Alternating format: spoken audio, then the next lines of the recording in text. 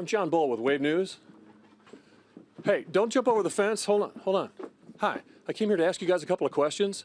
What is everybody coming here to buy? Why are people jumping fences or dashing to their cars to get away from us?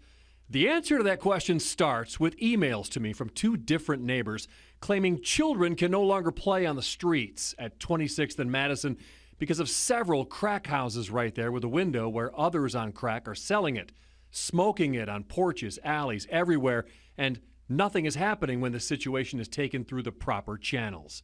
When I go undercover on Madison to the east side of 26th, I record people standing out in front of a church right next to a Stop the Crime sign, attending to a busy drive-up lane of people pulling up, doing hand-to-hand transactions through the windows with a lookout watching.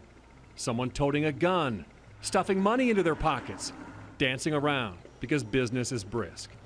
But when I start surveilling Madison just west of 26th, I immediately begin recording a level of activity I've never seen before in all my prior drug house investigations. A steady stream of people coming to the same house, spending a minute or two out of sight, then leaving. As many as 40 per hour, busier than a convenience store, because it appears to be convenient. Multiple people at a time, forming lines outside, passing others, coming and going. Money ready when arriving, stuffing pockets when leaving. Something white occasionally seen in hand. All day, all night, on foot or in cars. A lookout is often posted in front of the house, eyeing up my vehicle several times. Many of them go down the street, portion out what they just got in the palm of their hands, then fire up what appears to be crack pipes. Doesn't matter if it's pouring rain or a brutally cold night. And plenty of hand-to-hand transactions right there, too. If this house doesn't have what they're looking for, some then go across the street to a different house. This is literally going on right across the street from a police substation. In fact, I'm recording this parked in the LMPD substation parking lot. Which brings us to the question, how can this go on round the clock, plainly visible from a police substation? This neighborhood right here has deteriorated beyond anybody's belief. A few months ago, Denise Bentley organized a meeting with police about the crime complaints pouring in about 26th and Madison. The stories were horrible. It's a shame that someone has to live in these conditions, pay rent, and have to deal with the crime. There was a shootout out here. One of the seniors had bullets come through their window. And when I talked to the major about it, she had 2 officers on duty that night, and she was riding a beat herself. You're talking about a beat that goes from the park all the way through downtown. And until you're willing to get in the trenches, not run from the criminal elements, they're going to, it's either going to stop or you're going to have to be a part of it. So I got in the trenches, and someone else was running. Hi, I'm John Bull with Wave News. Hey, don't jump over the fence. Hold on. Hi, I came here to ask you guys a couple of questions. What is everybody coming here to buy? Sir? Ma'am, what is everybody coming here to buy? I'm buying some weed, that's all I'm doing. You're just buying weed? Yeah. Nobody buys anything harder here? No, I'm just buying weed, baby. Who's running this place? As everyone scatters, including a guy wearing the same coat as the apparent lookout, I try to talk to the people inside. Excuse me. Oh, yeah, that's right. There's a window. Excuse me. Hello? Okay. Oh, that's what it is. It's a window service. One of the people coming to the house turns around when she sees the TV crew. Do you know why everybody's coming and going from here? No, I was just picking up somebody. What? You're just picking up somebody? Yeah. What? Are they selling drugs here? No, I'm not for sure. I was at the wrong house. I was trying to look for somebody. Then a guy from inside the house tries to make a run for it out the back way. Hi, I'm John Bull with Wave.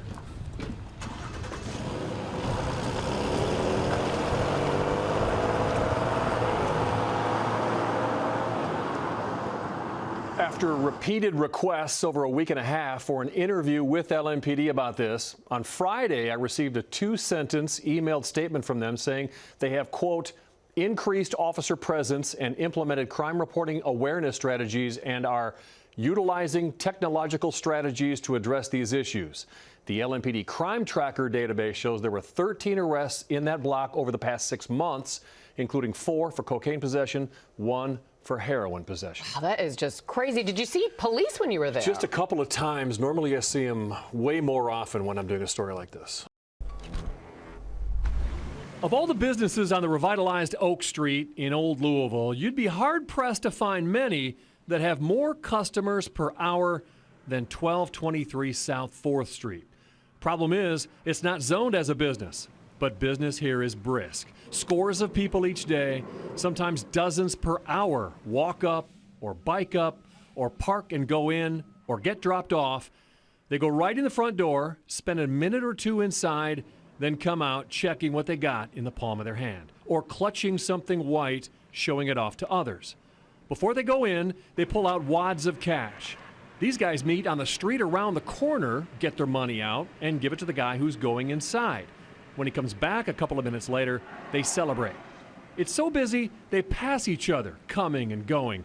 As many as 5 people at a time going in. All ages, all demographics. They come from as far away as Anderson County. Over several days of watching, I see multiple repeat customers. Many dissatisfied customers, too, returning to their car, spending a few minutes inside, then back to the house, and coming back to the car a few minutes later. Neighbors stand across the street and take pictures of it all. They tell me they've complained to police. When police drive by, activity pauses for a few seconds, all eyes on the cops till they clear, then hand-to-hand transactions resume. Some don't make it very far before they pass out. What are they buying? Here's a closer look. With customers coming and going, the guy in the gray shirt goes in while the guy in the black shirt waits for him on the sidewalk. The buyer comes out and hands over what he got. The guy in the black shirt drops it and has a hard time opening it, eventually biting open the tightly wrapped baggie. You can see it's filled with something white, which appears to be heroin or crack rocks. He breaks off a piece and hands it to the buyer for his roll and pockets the rest. When it appears some type of exchange is going on outside the house with people in a couple of cars, we move in with our security guards to ask questions. Hey, I'm John Bull with Wave. Doing a story on complaints getting about this home right here selling drugs. Yeah, I know, but I see you here a lot. Hey, Yeah, show some respect. we're doing a story on this being a drug house right here. I You don't know know about no drug house, man. No? Can you tell me what's going on at this house, sir? Man, talk to somebody else. Yeah, but I see you here a lot. So you would know. No, I don't know. They stole the country. What do you guys know about this? I don't know nothing about none of that shit. Go now! Children live in this apartment building. So does this woman. The complaints are that this is a robust drug selling house. Mm-hmm. What do you observe? What do you know about it? To be honest with you, it is. It is. Yeah, I have a complaint also. Yeah, people come all hours of the night. Do you know what they're selling? It looks like crack cocaine from what I can tell. Heroin. Heroin? Mm-hmm. Ice. All of the above. Do you feel in danger? Yes, I do. But I'm trying to find something else now. That's why most of the neighbors don't want to talk to us. They referenced a robbery at knife point by one of the people coming here. A property owner in this neighborhood agreed to share his observations if we concealed his identity. A few months ago, a drug dealer moved in, and there's been a long, steady stream of addicts coming. They buy their drugs. A lot of times they run up in our little enclosed patio and they shoot up right in front of our doorbell camera. They leave hypodermics laying around, and it's just a constant trail of addicts. Have you guys complained? The police are not doing anything. They say it's not a priority right now under the current administration. So any officer you ask, they say they are not going after drugs. I tracked down the owner of 1223 South 4th. He says he called police but was told there's nothing they can do. He says he hasn't started the eviction process because he has no proof. And another property manager told me when she called multiple times to complain about what's going on here, she was told to stop calling. Well, I asked LMPD about this, including the direct quotes from these people that you just heard. That was on Monday, and I'm still waiting for an answer. The certificate of death tells a story. It was heroin, fentanyl, and other mixed drugs. It doesn't tell the whole story. Getting arrested, getting released, getting arrested, getting released. She was never in for more than a couple days at a time. Multiple trips to jail for possession, multiple trips to rehab for treatment, multiple trips to the hospital for overdoses. At least 15. Wow. Yeah. After an overdose the day before, Victoria Llewellyn's final overdose was on March 1st of 2020, right where she'd been going for drugs to fuel her addiction at 26th and Madison. The person who called us to let us know, even, they knew that's a known drug house. We know that. 2 years later, I was at the same spot, 26th and Madison, this past February, videotaping drug dealing still going on, right across the street from the LMPD substation there. Up to 40 customers an hour, crackling crack pipes, jumping fences when I tried to do something about it. It's crazy. How many other kids have died there? Or how many other kids have done drugs there, walked away, and died within a block? Teresa Overby contacted me upset after seeing my reports on drug house complaints falling on deaf ears. Like here at 1223 South 4th Street, where I recorded dozens of customers per hour with no question what they were buying. Have you guys complained? The police are not doing anything. They say it's not a priority right now under the current administration. So any officer you ask, they say they are not going after drugs. What happens after I expose these houses and nothing is done? This is security camera video of someone coming to 1223 South 4th on November 1st, walking out and opening fire on it and the neighboring home. Vivid gun barrel flashes, pieces of brick kicked up by a bullet crashing right below the camera. The property manager told me when she called police multiple times to complain about what's going on there, she was told to stop calling. And she told me the drug dealing is worse at their other property here at 974 South 3rd, right next to Ollie's Trolley and right across the street from the Kentucky Derby Festival headquarters. It, too, is nonstop traffic all hours of the day.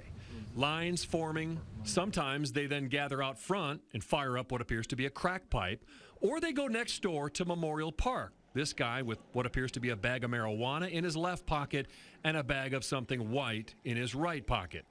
While I'm recording all this, police arrive on a trouble complaint. 974 South 3rd, cars under 8, black male and white male are arguing, one is armed with a pole. Police eventually leave, and a few moments later, people resume coming and going, passing each other and passing something. He was coming in to either deliver or sell or pick up or whatever. It had to do with drugs. This 72-year-old man who asked me to conceal his identity met me in nearby Memorial Park to detail the beating that broke his nose from a resident of that house. We had to scoot down a few feet from a syringe lying there. And when I turned to him, took a step, that's when he met me with 5 or 6 blows to the face. He just started wailing on you? Started wailing loose on me, yeah. He filed an assault charge. We filed in with security guards and some questions. Hi, John Bull with Wave. We got a complaint about drugs being sold out of this place. Do you guys know anything about that? No drugs. I mean, we do a lot of drinking, barbecue, but I don't mess with drugs. While James Weston says he doesn't mess with drugs, he sees plenty of evidence of what's going on. They bring them back here at night, and they sit back here and all my tables and stuff, they think they can sit out here.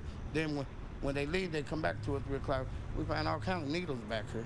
So many syringes, one resident can't even take out his trash. Every time he dump in the trash, there's a needle stuck in his hand. He got to go to the doctor all the time. So why do police tell people to stop calling when a drug house is terrorizing their neighborhood? We asked the police chief. And the reality of it is, what is going to happen when we arrest those individuals? They're going to walk right out the back door of the jail. She says their focus is on violent offenders, not drug offenders. If you are going after drugs, you may get Breonna Taylor. Breonna Taylor did nothing. There was nothing in her apartment that was illegal. There's a much greater risk that you're assuming, and it's not always with the best of consequences. And it's not to say you can't make impactful drug arrests, but you also can't overstate the significance of what a drug arrest means. That doesn't sit well with drug house neighbors who say drug houses breed violent offenders. This whole drug dealing thing needs to stop. This used to be a good area, used to be a good neighborhood. Now it's not. The shooting all the time. And they know who these drug dealers are. If they can get rid of them, it's a trickle down. Everything else goes away. The chief insists they are making huge hauls of drugs and weapons by targeting higher-level violent offenders, and adds that until there's a system set up involving social services and nonprofits to handle the behaviors involved in these drug houses, the police are not going to be able to change that dynamic.